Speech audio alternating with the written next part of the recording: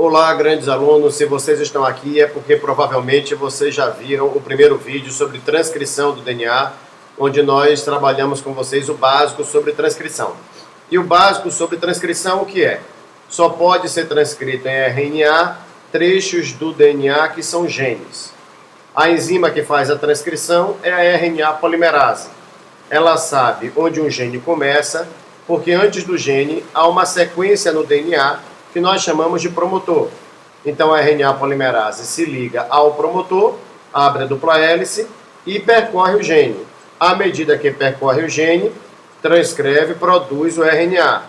Você deve lembrar também que a sequência de bases do RNA é determinada pela sequência de bases do DNA. Esse é o básico de transcrição. Hoje nós vamos aprofundar, vendo algumas coisas que são específicas, porque tem algumas coisas que são diferentes entre a transcrição em procariotos e a transcrição em eucariotos. Vamos começar vendo a transcrição em procariotos. Pessoal, o que acontece com procariotos é que neles um promotor pode controlar a transcrição de mais de um gene. Em nós, eucariontes, não, isso não acontece. Em eucariontes, cada promotor controla a transcrição de um gene.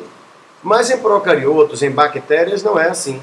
Um promotor pode definir a transcrição de 2, 3 genes. Essa estrutura em que você tem um promotor controlando a transcrição de mais de um gene é chamada de operon. É isso que recebe o nome de operon. Essa configuração, um promotor mais de um gene. Qual é a vantagem disso para as bactérias? Ora, as bactérias são organismos simples. Então, eles têm um sistema de controle de transcrição também mais simples do que o nosso.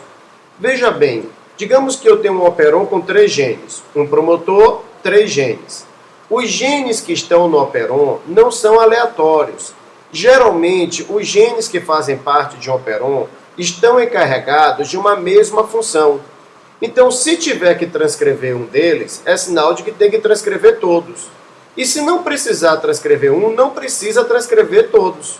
Então, é melhor que você tenha um promotor só controlando 3 genes, porque você faz um controle em bloco. Ou transcreve todos eles, ou não transcreve nenhum. Veja essa imagem. Essa imagem está mostrando um RNA mensageiro de procarioto e um RNA mensageiro de eucarioto. Como no procarioto nós podemos ter mais de um gene sendo controlado pelo mesmo promotor, o resultado é que o RNA mensageiro de procarioto carrega a informação de mais de um gene. Você veja que ali no RNA mensageiro procariótico você tem trechos em azul escuro. Cada trecho em azul escuro é a informação de um gene diferente. A consequência é que quando esse RNA mensageiro for traduzido, cada trecho desse vai produzir uma proteína diferente. Por que vai produzir uma proteína diferente? Porque cada trecho desse deriva de um gene diferente. Como o RNA mensageiro de procarioto carrega a informação de mais de um gene, nós dizemos que os procariotos possuem um RNA mensageiro policistrônico. Já o RNA mensageiro de eucarioto só carrega a informação de um gene, porque em eucarioto, um gene está sob o comando de um promotor, é 1 para 1. Então, o RNA mensageiro de eucarioto é chamado de monocistrônico, e quando ele é traduzido, produz apenas uma proteína. Mas não são só os procariotos que têm as suas particularidades quando se fala em gene. Os eucariotos também têm. O que acontece é que os eucariotos possuem algo que os procariotos não possuem, que é o fato de que os genes de eucariotos não são contínuos. Os genes eucariotos possuem trechos chamados de exons e trechos chamados de introns. Os exons codificam proteína, os introns não. Dê uma olhada na imagem. Veja bem, quando uma célula eucarionte transcreve um gene, ela transcreve tanto os trechos que são exons, como os trechos que são introns.